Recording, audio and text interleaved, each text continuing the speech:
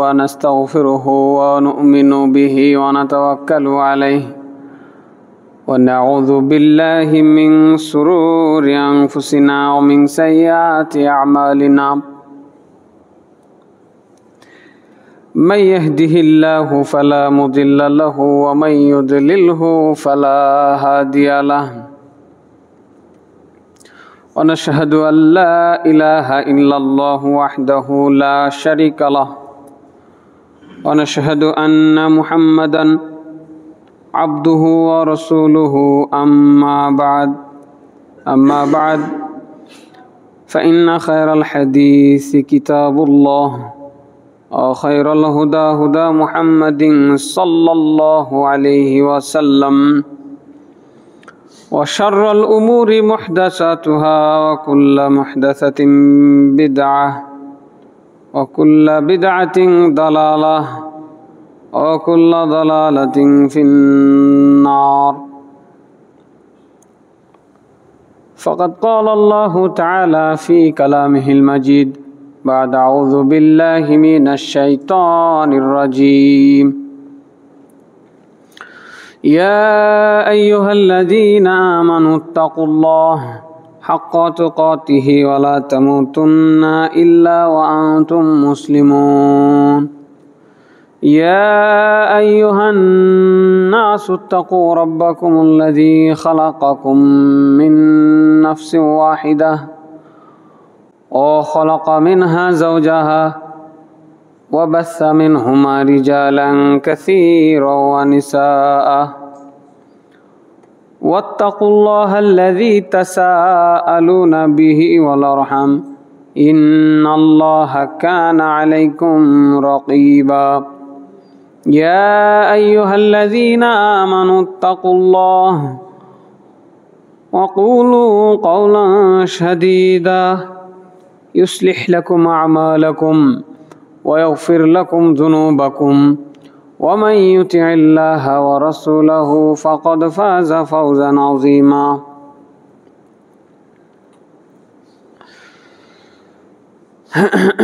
وقال سبحانه وتعالى أعوذ بالله من الشيطان الرجيم بسم الله الرحمن الرحيم قاف والقرآن المجيد بل عجبوا أن جاءهم منذر منهم فقال الكافرون هذا شيء عجيب أإذا متنا وكنا ترابا ذلك رجع بعيد قد علمنا ما تنقص الأرض منهم وعندنا كتاب حفيظ بل كذبوا بالحق لما جاءهم فهم في أمر مريج أفلم ينظروا إلى السماء فوقهم كيف بنيناها وزيناها وما لها من فروج والأرض مددناها وألقينا فيها رواسي وأنبتنا فيها من كل زوج بهيج تبصرة وذكرى لكل عبد منيب ونزلنا من السماء ماء مباركا فأنبتنا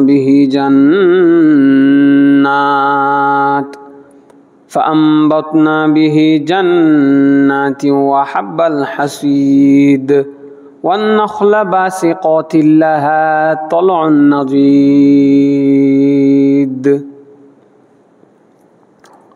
وقال سبحانه وتعالى فلولا إذا بلغت الحلقوم وأنتم حينئذ تنظرون ونحن أقرب إليه منكم ولكن لا تبصرون وقال النبي صلى الله عليه وسلم لا إله إلا الله ইন্নাল মাউতা লা শাকারাত রাওয়াহুল বুখারী। যাবতীয় হামদ সানা আল্লাহ রাব্বুল আলামিনের জন্য, যাবতীয় দুরূদ ও শান্তির ধারা বর্ষিত হোক আমাদের শেষ নবী মুহাম্মদ সাল্লাল্লাহু আলাইহি ওয়াসাল্লামের উপরে। সম্মানিত মসজিদের মুসল্লি, ঠিক মৃত্যুর সময়টা একজন মানুষের চূড়ান্ত উপলব্ধির সময়। সে সময় মানুষ বুঝতে পারবে যে আমাকে চলে যেতে হচ্ছে। নেককার মানুষ সানন্দে আল্লাহর এই ফায়সালাকে গ্রহণ করে, আল্লাহর এই সিদ্ধান্তকে মেনে নিয়ে পরপারে যাওয়ার জন্য ব্যাকুল হয়ে থাকবে। এমনকি নেককার বান্দারা দ্রুত কিয়ামত সংঘটিত হওয়ার জন্য আল্লাহ রাব্বুল আলামিনের কাছে দোয়া করতে থাকবেন। যেহেতু তারা বারজাখী জীবনে, পরকালীন জীবনের সুখের একটা স্পর্শ তারা পেয়ে যাবে মৃত্যুর সময়। তারা বুঝতে পারবে যে হ্যাঁ, আমি ভালো একটা পরিণতির দিকে আগাচ্ছি। আর বদকার বান্দা তারা এই মৃত্যুর সময়ে আবারও পৃথিবীতে ফিরে আসতে চাইবে, পৃথিবীতে থেকে যেতে চাইবে এবং দান সাদাকা করতে চাইবে, ভালো কাজ করতে চাইবে। তো গত জুমায় আমরা একটি দীর্ঘ হাদিস নিয়ে আলোচনা করছিলাম বারজাখী জীবনের পরিচয় দিতে গিয়ে, যেখানে ঠিক মৃত্যুর সময়ে নেককার বান্দাদের আত্মাকে পবিত্র আত্মা হিসেবে ডাক দেওয়া হবে। ফেরেশতারা তাকে সম্মানের সাথে বের হয়ে আসার জন্য অনুরোধ জানাবে। তখন ওই নেককার বান্দার আত্মা ওইভাবে বের হয়ে আসবে যেভাবে বোতলের মুখ খুলে দিলে, মশকের মুখ খুলে দিলে ভেতর থেকে পানি আপনা আপনি বের হয়ে আসে। এই সহজ মৃত্যু একজন নেককার বান্দার জন্য নির্ধারণ করা হয়েছে। তো সেই আত্মাকে নিয়ে ফেরেশতারা এবার আকাশ ভ্রমণ করবেন। যাইতে যাইতে একসময় প্রথম আসমানে যাবেন। সেখানে গিয়ে তার পরিচয় দেওয়া হবে। ফেরেশতারা তাকে নিয়ে কানাঘুষা করবে, এই লোকটা কে? তো তার পিতার নাম ধরে বলা হবে, উমুকের সন্তান উমুক এসেছে। সুবহানাল্লাহ। এই গর্বিত জীবন, এই গর্বিত পিতা হওয়ার তৌফিক আল্লাহ আমাদের দান করুন, আল্লাহুম্মা আমিন। তার পিতাকে সহ এখানে সম্মানের সাথে তাকে স্মরণ করা হবে। এভাবে দ্বিতীয়, তৃতীয়, চতুর্থ, পঞ্চম, ষষ্ঠ, সপ্তম আসমানে, প্রত্যেক আসমানেই তাকে সসম্মানে গ্রহণ করা হবে। এবং সপ্তম আসমানে গিয়ে আল্লাহ রাব্বুল আলামিন তাকে বলবেন, তার জন্য ফেরেশতাদেরকে বলবেন, উকতুবু কিতাবা আবদি ফি ইল্লিয়িন, আমার এই বান্দার আমল নামা ইল্লিয়িনে লিখে দাও। আলহামদুলিল্লাহ। নেককার বান্দার এই একটা সম্মান মৃত্যুর পরে পরেই যে আল্লাহ রাব্বুল আলামিন তার আমল নামাকে ইল্লিয়িনে রাখার জন্য বলবেন, আর তার আত্মাটাকে আবার দুনিয়ায় ফেরত পাঠিয়ে দাও। আল্লাহ তাআলা এইভাবে ইনস্ট্রাকশন দেবেন ফেরেশতাদেরকে। এরপরে তাকে, তার আত্মাকে আবার তার দেহের মধ্যে, তার শরীরের মধ্যে আল্লাহ তাআলা ফেরত দিবেন তাকে কবরে শায়িত করার পরে। এবং সেখানে ফেরেশতা আগমন করবেন, দুইজন ফেরেশতা কবরে আসবেন। তারা তাকে উঠিয়ে আবার জিজ্ঞাসা করবেন, মান রব্বুকা, সবাই জানি আমরা না, তোমার রবকে?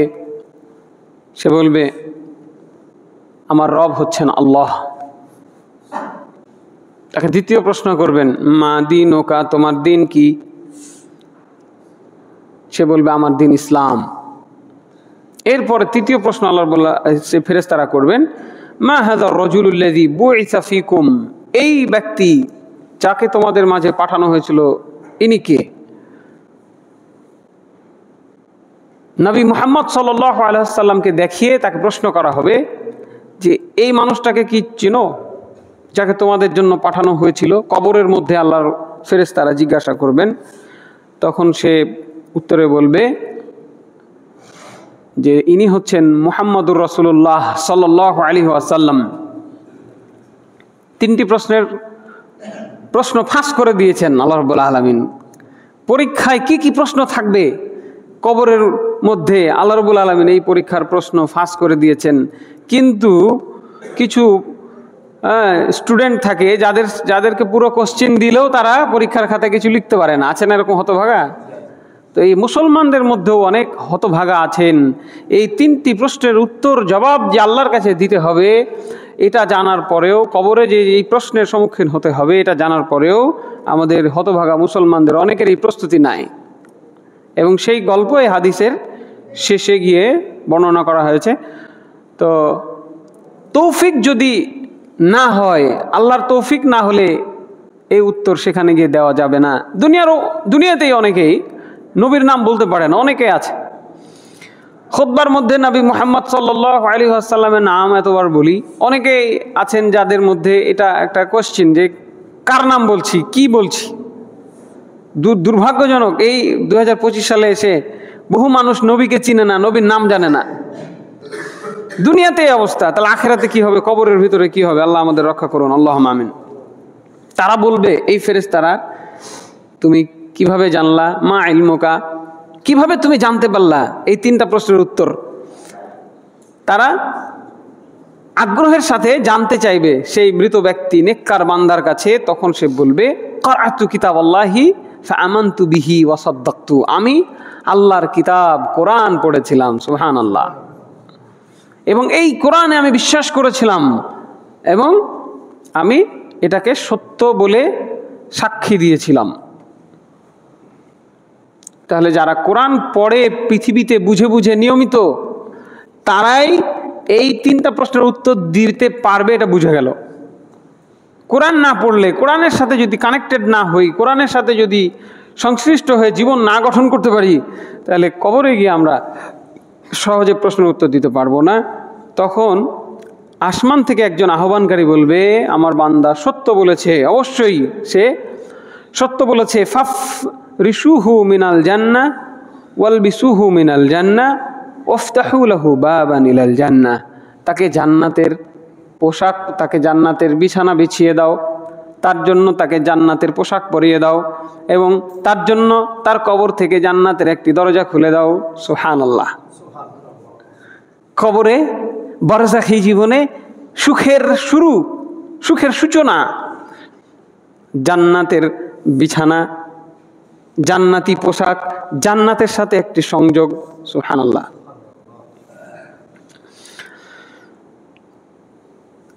জান্নাতের সুঘ্রাণ আসা শুরু হবে, জান্নাতের বাতাস আসতে শুরু করবে, এবং সে এখানে তার কবরটাকে প্রশস্ত পাবে, প্রশস্ত করে দেওয়া হবে তার কবর, যতদূর তার দৃষ্টি যায়।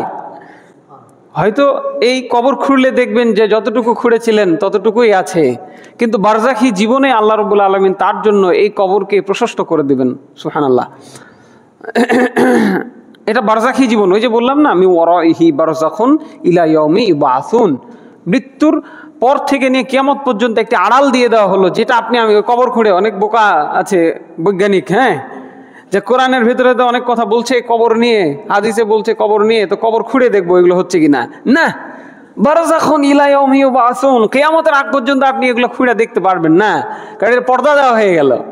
কি আছে আপনি দেখতে পাচ্ছেন না। এই কবরের ভেতরে শাস্তি হয়, এটা মানুষ শুনতে পায় না, কিন্তু ওই গরু ছাগল, ওই অবুঝ পশু প্রাণীগুলো শুনতে পায়, জিন ইনসান বাদে সবাই শুনতে পায়। মানে এই শোনার ক্ষমতা আল্লাহ কেড়ে নিয়েছেন আমাদের। আমরা মানুষের কথা শুনি, কিন্তু ওই কবরের কথা শুনতে পাই না। এটা হচ্ছে বারজাখ, এটাই হলো আড়াল, অন্তরাল। ওই যে যেমন সাগরের পানির কথা বলছিলাম, যে আপনি যে কোনো রকমের পানি নিয়ে আসেন, 2 গ্লাস, 1 গ্লাস আপনার লাল রঙের পানি, এক গ্লাস আপনার নিয়ে আসেন সাদা রঙের পানি, দুইটা এক জায়গায় দেন, কি মিক্স হয়ে যাবে না? মিক্স হয়ে যাবে, একরকম একসাথে মিক্স হয়ে যাবে, আপনি আলাদা করতে পারবেন না। লবণ পানি নিয়ে আসেন আলাদা, আপনি চিনি দিয়ে গুলে পানি নিয়ে আসেন আলাদা, এবার একসাথে মেশায় দেন, একরকম হয়ে যাবে না? একরকম হয়ে যাবে। কিন্তু আল্লাহ এই পৃথিবীতে একটা সাগর রেখেছেন, যেই সাগরের মধ্যে এক পাশে লবণাক্ত পানি, এক পাশে মিষ্টি পানি, খাওয়ার পানি। ওইটা খাওয়া যায়, এটা খাওয়া যায় না, এই 2 পানি একসাথে মিশে না। এই যে আল্লাহ তাআলা দুনিয়াতে উদাহরণ রেখেছেন, এইভাবেই আখেরাতের এই শুরুতে বারজাখী জীবনে এক পাশে কবরে ঢুকায় দেওয়ার পরে তার জীবনে একটা নতুন জীবন শুরু হয়ে গেছে। আর আমরা পৃথিবীতে এখনো এই পুরাতন জীবনে আছি। এই 2 জীবন এক নয়, এক হবে না। আমি যখন মারা যাব তখন আমি ওটা দেখতে পাবো, তার আগে না। এটাই হলো বারজাখের উদাহরণ। তো আমি সংক্ষেপ করছি। কাফেরের মৃত্যু, বদকার পাপী বান্দার মৃত্যু। যখন বদকার বান্দার মৃত্যুর সময় আসে তখন কালো চেহারার কিছু ফেরেশতা কিছু ওই চুল দিয়ে তৈরি করা কাপড়, খসখসে কাপড় নিয়ে তার মৃত্যুসজ্জায় তার পাশে এসে তারা বসবে। যতক্ষণ না তার প্রাণ বের হচ্ছে তারা ওখানেই বসে থাকবে। এরপরে মালাকুল মউত আসবে, মানে যাকে আমরা কি বলি আজরাইল। আজরাইল এটা কিন্তু বলবো না আমরা, ঠিক আছে, এ নাম চেঞ্জ করতে হবে। হাদিস কি বলছে? মালাকুল মউত, মৃত্যুর ফেরেশতা। এই ফেরেশতা যখন তার কাছে আসবে, আসার পরে তাকে ধিক্কার দিবে, হে দুর্বৃত্ত, পাপিষ্ঠ, বের হয়ে এসো আল্লাহর ক্রোধের দিকে, আল্লাহর শাস্তি গজবের দিকে বের হয়ে এসো। তারপরে তার শরীরে একটা কম্পন শুরু হবে, সে আত্মা ছটপট করবে, বের হয়ে আসতে চাইবে না।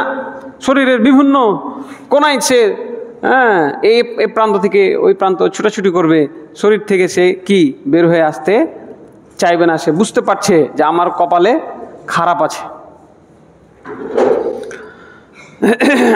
তখন ওই মৃত্যুর ফেরেশতারা ইয়াতাওয়াফাকুম, টেনে হিঁচড়ে তার শরীর থেকে সেই আত্মাকে তারা বের করে আনবে। এরপর তাকে আসমানে নিয়ে যাবে। আসমান ভ্রমণ করালে তাকে আসমানেও ধিক্কৃত করা হবে। সেখানে তাকে কেউ সানন্দে সাগ্রহে সম্মানের সাথে গ্রহণ করবে না। এই বদকারকে কে কোথা থেকে নিয়ে আসলা, হ্যাঁ? তাকে নিয়ে যাওয়া হবে আসমানে। দরজা খোলার জন্য বলা হলে তার জন্য আসমানের দরজা খোলার কোনো অনুমতি হবে না। কবরের পাশে বসে রাসূল সাল্লাল্লাহু আলাইহি সাল্লাম সাহাবীদেরকে গল্প শোনাচ্ছিলেন। মৃত্যুর পরে নেককার বান্দার অবস্থা কি হবে সেটি, আর বদকার বান্দার আত্মার অবস্থা কি হবে সেটি। এই বলতে বলতে এই জায়গায় যখন তিনি আসলেন যে তার জন্য দরজা খোলা হবে না, এখানে এসে আল্লাহ রাব্বুল আলামিনের একটি আয়াত, কোরআন থেকে তিনি একটি আয়াত পাঠ করলেন। রাসূল সাল্লাল্লাহু আলাইহি সাল্লাম বলছেন, সূরা আরাফের 40 নম্বর আয়াত তিনি এখানে পাঠ করলেন, লা তুফতাহু লাহুম আবওয়াবুস সামাই ওয়ালা ইয়াদখুলুনাল জান্নাতা হাত্তা ইয়ালিজাল জামালু ফি সাম্মিল খিয়াত। সূরা আরাফ আয়াত নম্বর 40। তাদের জন্য আসমানের দরজা খোলা হবে না, তারা জান্নাতে প্রবেশ করতে পারবে না যতক্ষণ না সূচের ছিদ্র দিয়ে উট প্রবেশ করে। নাউজুবিল্লাহ বলেন। তার মানে তাদেরকে জান্নাতে নেওয়া হবে না, এই বদকার পাপীকে জাহান্নামের জন্য তাকে প্রস্তুত করা হবে। তার জন্য এই আসমানের সম্মানিত দরজাটা খোলা হবে না। এরপরে আল্লাহ তাআলা বলবেন, যাও এর আমল নামাকে সিজ্জিনে রেখে দাও, সিজ্জিনে লিখে দাও। তাহলে ইল্লিইন এবং সিজ্জিইন, সিজ্জিন দুইটি আলাদা আলাদা খাতা, যেখানে আমাদের আমল নামা, লিখিত আমল নামাটা সেখানে আবার লিখে রাখা হবে। আমরা যা করছি সব কিছু লিখে রাখা হচ্ছে, আমাদের আমল নামা প্রস্তুত হচ্ছে। আল্লাহ রাব্বুল আলামিন বলেছেন, মা ইয়ালফিজু মিন কওলিন ইল্লা লাদাইহি রাকিবুন আতীদ কিরামান কাতিবিনা ইয়ালামুনা মা তাফআলুন। মানুষ এমন কোনো কথা উচ্চারণ করে না যেটা লিখে রাখার জন্য প্রহরী প্রস্তুত নাই। কিরামান কাতিবিন, তোমরা যা করছো তারা সবই জানে। কিরামান কাতিবিন, সম্মানিত লেখকগণ লিখে রাখছেন। এই যে আমলনামা লেখা হলো, এটিকে নেককার বান্দা হলে সে তার আমলনামা ইল্লিন, জান্নাতের সম্মানিত আমলনামার একটি খাতায় তাকে রাখা হবে, লিখে রাখা হবে। আর সিজ্জিন জাহান্নামীদের, জাহান্নামের একটি অংশ, সেখানে তাদের সিজ্জিনে তাদের আমলনামাকে লিখে দেওয়া হবে। এরপরে তার সেই আত্মাকে প্রথম আসমান থেকেই আবার পৃথিবীতে নিক্ষেপ করা হবে, তাকে ছুঁড়ে মারা হবে। এই কথাটা বলতে গিয়ে আবার আল্লাহ রাসূল সাল্লাল্লাহু আলাইহি সাল্লাম আরো একটা আয়াত পাঠ করলেন। সেখানে বলা হচ্ছে, ওমাই ইউশরিক বিল্লাহি ফাকান্নামা খাররা মিনাস সামাই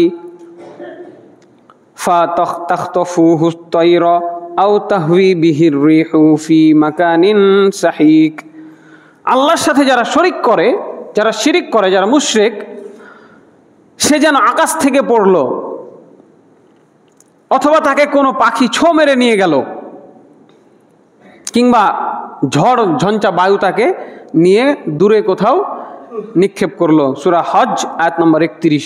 এই যে বর্ণনাটুকু আল্লাহ তাআলা দিয়েছেন, এটি ওই পাপী বান্দার আত্মার সাথে একটি তুলনা, যে তাকে আল্লাহ আসমানে উঠার অনুমতি দিল না, বদকার পাপী বান্দার আত্মাকে ছুঁড়ে মারা হলো পৃথিবীতে, আবার গিয়ে তার শরীরের সাথে আবার সেই আত্মাকে সংযুক্ত করা হবে, তারপরে কবরে তাকে আবার উঠিয়ে ফেরেশতারা তাকে প্রশ্ন করবে, মান রব্বুকা, তোমার রবকে?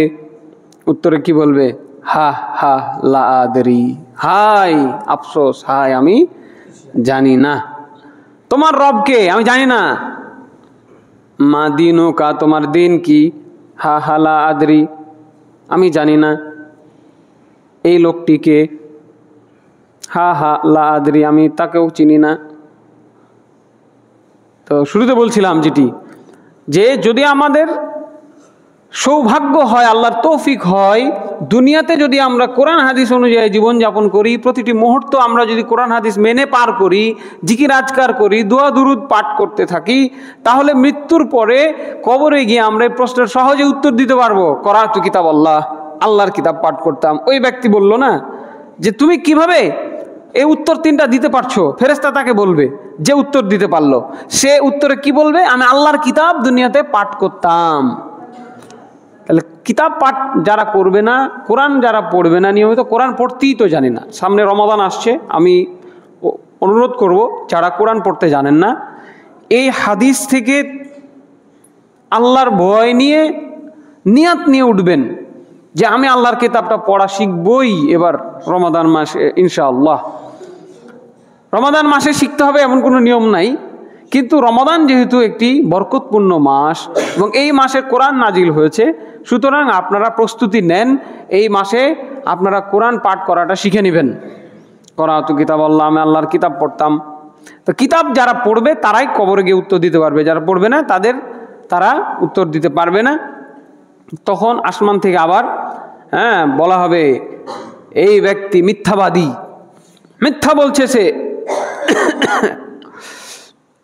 ফাফরিশুহু লাহুন নার ওয়াফতাহু লাহু বাবান ইলান নার, তাকে জাহান্নামের বিছানা বিছিয়ে দাও আর জাহান্নামের সাথে তার কবরের একটি দরজা উন্মুক্ত করে দাও। নাউজুবিল্লাহ। তাহলে জান্নাত, কবর থেকেই জান্নাতের সুঘ্রাণ, কবর থেকেই জান্নাতের পরশ, কবর থেকেই জাহান্নামের দুর্গন্ধ, জাহান্নামের উত্তাপ, জাহান্নামের পরশ মানুষকে দেওয়া হবে। আল্লাহ রাব্বুল আলামিন আমাদেরকে কবরের শাস্তি থেকে রক্ষা করেন, আল্লাহুম্মা আমিন। অত্র হাদিস থেকে আমরা অনেকগুলো পয়েন্ট শিখতে পারলাম। মুসনাদে আহমদ এবং আবু দাউদের মধ্যে হাদিসটা আসছে। আমরা কি শিখলাম? রাসূল সাল্লাল্লাহু আলাইহি সাল্লাম সঙ্গী সাথী নিয়ে মৃত ব্যক্তির পাশে গিয়ে বসতেন, মৃত ব্যক্তিকে দেখতে যেতেন, মৃত ব্যক্তির দাফন কাফনের জন্য সাহাবায়ে কেরামকে সঙ্গী সাথীকে নিয়ে যেতেন। দাফন কাফন করতে যাওয়া এটি ফরজে কিফায়া, একটি গ্রামের মানুষের জন্য এটি ফরজ বিধান যে তাদের কিছু লোক একটা মানুষের দাফন কাফন করবে। আলহামদুলিল্লাহ, এই সংস্কৃতি এখন পর্যন্ত আমাদের সমাজে চালু রয়েছে, এজন্য এটি আমরা আল্লাহর শুকরিয়া আদায় করি, আলহামদুলিল্লাহ। তারপরে কবরে যে শাস্তি হবে এটির বিষয়ে আমাদের একটি ঈমান আনার বিষয় এখানে আমরা শিখতে পারলাম। তারপরে আমরা একটা দোয়া শিখলাম, কবরের শাস্তি থেকে আল্লাহর কাছে পানা চাওয়া। এবং আয়েশা রাদিয়াল্লাহু আনহা বলছেন, এমন কোনো নামাজ নাই যে নামাজে সালাম ফেরানোর আগে আল্লাহ রাসূল সাল্লাল্লাহু আলাইহি সাল্লাম এই কবরের শাস্তি থেকে আশ্রয় চাইতেন না। আল্লাহুম্মা ইন্নী আউযু বিকা মিন আযাবিল কবরি, হে আল্লাহ আমি তোমার কাছে কবরের শাস্তি থেকে পরিত্রাণ চাচ্ছি। তাহলে এখানে একটা আমরা দোয়া শিখলাম। এরপরে ইমানদার ব্যক্তির মৃত্যু আর বেঈমানের মৃত্যুর মধ্যে একটা তফাৎ আমরা শিখলাম। তারপরে সময় পেলে মানুষকে ওয়াজ নসিহত করতে হয়, করা যায়। কবরের পাশে গিয়ে আল্লাহ রাসূল ওয়াজ নসিহত করলেন এবং সেখানে আল্লাহর কালাম থেকে, কোরআন থেকে মানুষকে ওয়াজ নসিহত করলেন। ওয়াজ নসিহত হবে কি দিয়ে? কোরআন দিয়ে, কোরআনের আলোকে, হাদিসের আলোকে ওয়াজ নসিহত করতে হবে। তারপরে আমরা ইল্লিন সিজ্জিন সম্পর্কে জানলাম। ইল্লিন মানে যেখানে নেককার বান্দার আমলনামা রাখা হবে, সিজ্জিন মানে যেখানে পাপী বান্দার আমলনামা রাখা হবে। তারপরে আমরা বারজাখি জীবন নিয়ে যে কথাগুলো বলছিলাম, এই হাদিস হচ্ছে তার একটি অকাট্য প্রমাণ যে বারজাখি জীবন ওই কবর থেকে নিয়ে, বিশেষ করে মৃত্যুর পর থেকে নিয়ে একদম জান্নাত জাহান্নামে যাওয়ার আগ পর্যন্ত একটা জীবন আমাদের জন্য অপেক্ষা করছে। তারপরে এই বারজাখি জীবনেও আমাদের জন্য সুখ শান্তির কিছু বর্ণনা এই হাদিসে এসেছে এবং শাস্তির কিছু বর্ণনা এই হাদিসে এসেছে। এরপরে অন্তিম মুহূর্তে আরও কিছু ঘটনা কোরআনের মধ্যে আল্লাহ রাব্বুল আলামিন বর্ণনা করেছেন। মানুষ মৃত্যুর সময়ে নানাবিধ পরিস্থিতির মধ্য দিয়ে তাকে যাইতে হবে। আল্লাহ রাব্বুল আলামিন সূরা আনামের 61 নম্বর আয়াতে বলছেন, ওয়াহুয়াল কাহিরু ফাওকা ইবাদিহি ইউরসিলু আলাইকুম হাফাজাতান হাত্তা ইযা জাআ আহাদুকুমুল মাউতু তাওয়াফাতহু রুসুলানা ওয়া হুম লা ইউফাররিতুন। আল্লাহ রাব্বুল আলামিন তার বান্দাদের উপরে বড়ই কঠোর। বিশেষ মুহূর্তে মৃত্যুর সময় কোনো ছাড় নাই, যা লিখে দেওয়া হয়েছে তাই করবেন, তাই করানো হবে, তাই করতে বাধ্য করা হবে।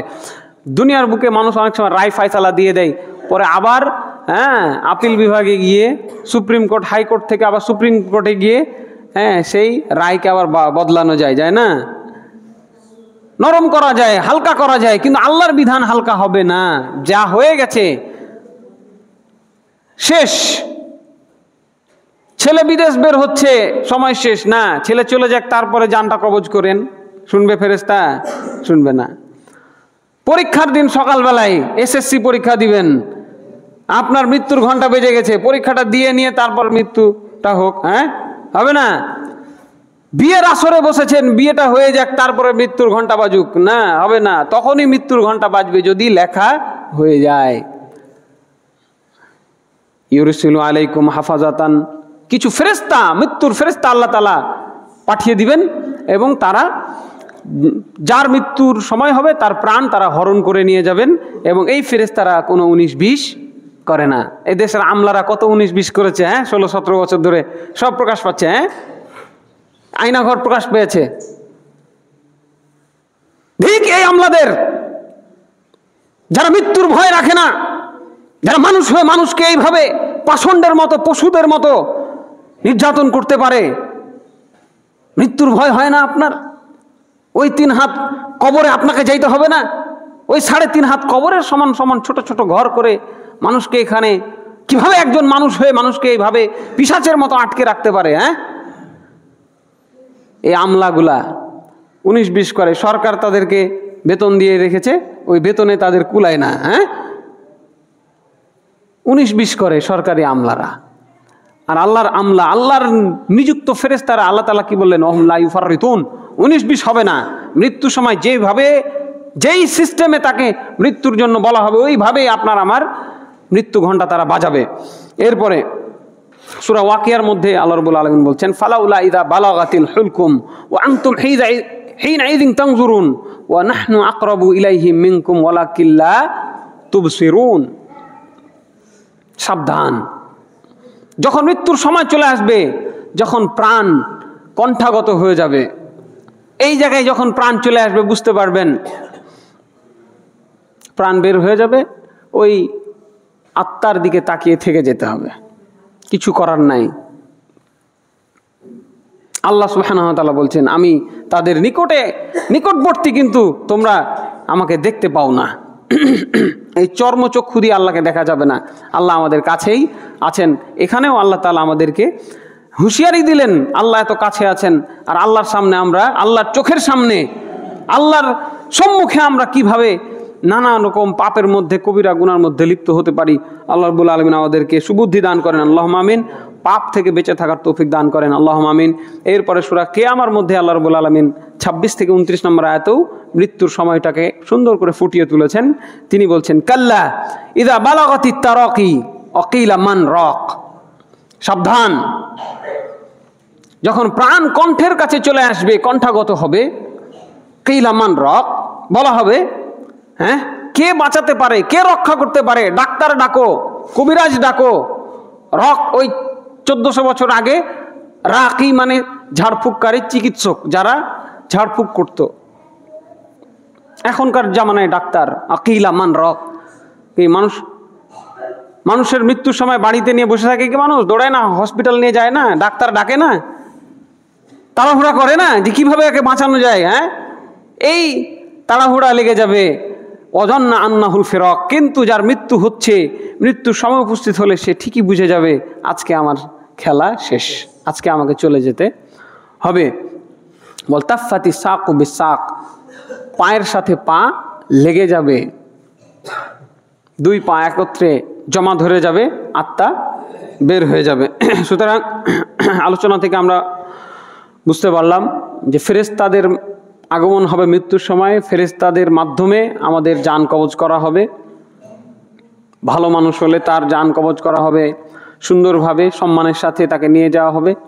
আর বদকার বান্দা হলে তাকে কষ্ট দিয়ে, যন্ত্রণা দিয়ে তার প্রাণ হরণ করা হবে এবং তাকে অসম্মান করা হবে, আসমানে নিয়ে গিয়ে তাকে ফেলে দেওয়া হবে আসমান থেকে। মৃত্যু যন্ত্রণা আরো একটি চ্যাপ্টার, আরো একটি অধ্যায়। এই মৃত্যু যন্ত্রণাটা কম হোক আর বেশি হোক সবাইকে সহ্য করতে হবে। আল্লাহ রাব্বুল আলামিন বলছেন ওয়াজাআত সাকরাতুল মাউতি বিল হাক্কি যালিকা মা কুনতুম মিনহু তাহিদ। মৃত্যুর যন্ত্রণা অবশ্যই আসবে, সত্যই প্রত্যেকের জন্য মৃত্যুর যন্ত্রণা আসবে। এই যন্ত্রণাটা থেকে তোমরা পালিয়ে বেড়াচ্ছ, বাঁচার চেষ্টা করছো। রাসূল সাল্লাল্লাহু আলাইহি সাল্লামকেও পর্যন্ত এই মৃত্যুর যন্ত্রণা সহ্য করতে হয়েছে। যখন আয়েশা রাদিয়াল্লাহু আনহা বলছেন, বুখারীর বর্ণনা, যে আল্লাহ রাসূল সাল্লাল্লাহু আলাইহি সাল্লামের মৃত্যুসজ্জায় ওই একটা পাত্রের মধ্যে পানি ছিল, তো সেখান থেকে পানি তুলে নিয়ে আল্লাহ রাসূল সাল্লাল্লাহু আলাইহি সাল্লাম তার মুখে মাসা করছিলেন, মুখ মুছছিলেন নিজে নিজে, কষ্ট পাচ্ছেন তিনি, আর বলছেন লা ইলাহা ইল্লাল্লাহু ইন্না লিল মাউতি লা সাকারাত। নিশ্চয়ই আল্লাহ ছাড়া সত্য কোনো মাবুদ নাই, নিশ্চয়ই এই মৃত্যু বড়ই যন্ত্রণাদায়ক, এই মৃত্যুর কষ্ট অনেক কঠিন। সুবহানাল্লাহি ওয়া বিহামদিহি। আমাদের নবী মুহাম্মদ সাল্লাল্লাহু আলাইহি সাল্লামকে পর্যন্ত এই মৃত্যুর জন্য ছটফট করতে হয়েছে। এই মৃত্যু যন্ত্রণা আমাদের সবার জন্য প্রস্তুত হয়ে আছে।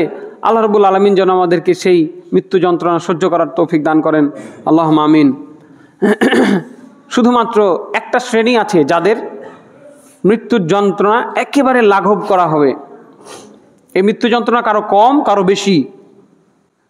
বদকারদেরকে একদম টেনে হিঁচড়ে জান বের করা হবে, নেককারদের জন্য সেটা সহজ হবে, তাকে বলা হবে তুমি বের হয়ে আসো।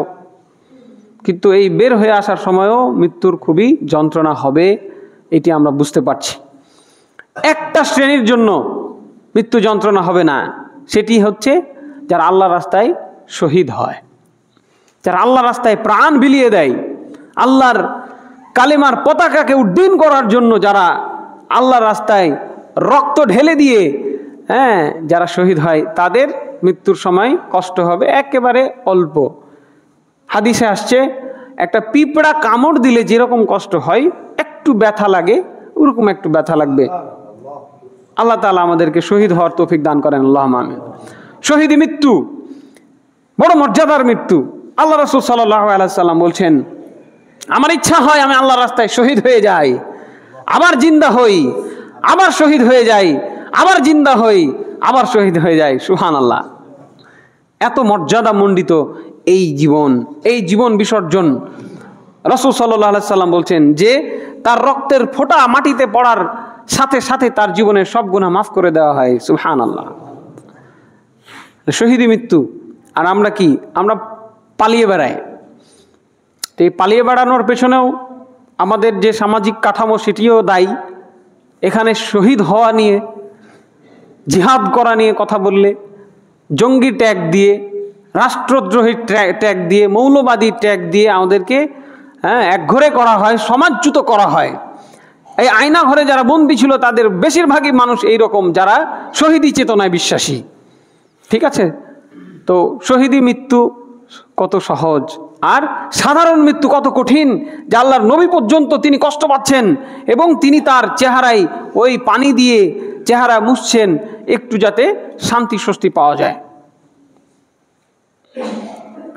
কাজেই আমাদেরকে নেককার বান্দা হিসেবে আল্লাহর রাস্তায় যাতে আমাদের জীবনটা যায় সেজন্য আমাদের চেষ্টা করতে হবে। আল্লাহ আমাদের কবুল করেন, আল্লাহুম্মা আমিন। এই জন্য রাত দিন আমাদেরকে আল্লাহর কালামের সাথে সংশ্লিষ্ট থাকতে হবে, আল্লাহর কালাম পাঠ করতে হবে, আল্লাহর কালামকে ঈমান আনতে হবে, বিশ্বাস করতে হবে, আল্লাহর কালাম অনুযায়ী এই কোরআন অনুযায়ী জীবন গঠন করতে হবে। আজকে 5ই আগস্ট এই দেশ থেকে, এই দেশের উপর থেকে যে কালো ছায়া ছিল আল্লাহ রাব্বুল আলামিন সেটি সরিয়ে দিয়েছেন। হ্যাঁ, বাংলার মাটি থেকে আল্লাহ রাব্বুল আলামিন স্বৈর শাসককে সরিয়ে দিয়েছেন। নতুনভাবে এখন পর্যন্ত এই দেশের মানুষ কোন শাসককে নিয়ে কিভাবে এই দেশকে পরিচালনা করবেন সেটি এখনও তারা নির্ধারণ করতে পারছে না, ব্যর্থ। এখানে বৈশ্বিক চাপ রয়েছে, এখানে নানা স্বার্থ জড়িত রয়েছে, একদল গেছে আর একদল আসতে চাচ্ছে এইভাবে। অথচ এই 92% মুসলমানের দেশে আল্লাহর আইন দিয়ে দেশ পরিচালনার জন্য কথাটা কেউ বলতে চাচ্ছে না। কেন বলতে চাচ্ছে না? কারণ কোরআন মানুষকে ভালো লাগে না, কোরআনের আইন মানুষকে ভালো লাগে না। মানুষ নাচ গান করতে চায়, মানুষ তাদের হৃদয়ের, তাদের প্রবৃত্তিকে তারা শান্তি দিতে চায়, কবরের শাস্তিকে তারা ভুলে থাকতে চায়। আজকে তত্ত্বাবধায়ক সরকার বলেন, ইন্টারিম গভর্নমেন্ট বলেন, তাদেরকে আমরা বলতে চাই, আজকে এই দেশে আপনি গণভোট করেন, কেন আপনি ওই আমেরিকার দেওয়া থিওরি আপনি এখানে নিয়ে আসবেন? মুসলমানের জন্য একটা নিয়ম তো আছেই, কোরআন তো বলছেই কিভাবে আমাদের দেশ শাসিত হবে। 92% মুসলমানের বাড়িতে, প্রত্যেকের বাড়িতে যে কোরআন রয়েছে, এই কোরআন কি বলছে সেইভাবে আপনি চান তো মানুষকে বলেন, কোরআনের বিধান চান নাকি ওই আমেরিকার গণতন্ত্রের বিধান চান? এই বাংলার মানুষ কি চাইবে? এই মসজিদের মুসল্লিরা কি চাই বলেন তো? কারা কোরআনের বিধান চান? হাত তুলেন। কোরআনের বিধান কারা চান? হাত তুলেন। আল্লাহ তুমি কবুল করো, আল্লাহুম্মা আমিন। এবার বলেন, কোরআন বিরোধী বিধান, কোরআনের বিপরীত বিধান কে চান? হাত তুলেন। এইভাবে যদি বাংলার মাটিতে গণভোট করা হয়, ডক্টর ইউনূস সাহেবকে বলতে চাই যে আপনি বাংলার মানুষকে জিজ্ঞেস করেন তো, তারা কোরআন দিয়ে দেশ চালাইতে চায় না ওই আমেরিকার দেওয়া থিওরি দিয়ে, ওই ভারতের মোদির দেওয়া থিওরি দিয়ে দেশ চালাতে চায় না। কিন্তু তারা এটা করবে না, কারণ সে নিজে একটা সুদী কারবারের সাথে জড়িত ব্যক্তি। আল্লাহ তাকে হেদায়েত দান করুক, আল্লাহুম্মা আমিন। তারা চাইবে না। কেউ ভারতের ইশারায় দেশ চালিয়েছে, কেউ আমেরিকার ইশারায় দেশ চালাবে। হ্যাঁ, তাই আসুন আমরা অন্তিম মুহূর্তকে স্মরণ করি, আমরা আল্লাহর কালাম অনুযায়ী নিজেদের জীবন পরিচালনা করি। আমরা যদি ব্যক্তি জীবনকে পরিচালনা করতে পারি, আল্লাহ তাআলা খুশি হয়ে রাতারাতি যেভাবে স্বৈর শাসককে মাথা থেকে সরিয়েছেন, রাতারাতি আল্লাহ তাআলা আমাদেরকে কোরআনের বিধান দিতে পারেন কিনা? আল্লাহ তুমি কবুল করো, আল্লাহুম্মা আমিন। কোরআন দিয়ে আমরা যেন আমাদের নিজেদের জীবনকে পরিচালনা করতে পারি সেই তৌফিক আল্লাহ দান করুন, আল্লাহুম্মা আমিন। ওমা আলাইনা ইল্লাল বালাগ ওয়া আকুলু কওলি হাযা ওয়া আস্তাগফিরুল্লাহ লি ওয়া লাকুম ওয়া লিসাইরিল মুসলিমিন ফাস্তাগফিরুহু ইন্নাহু হুয়াল গফুরুর রাহিম।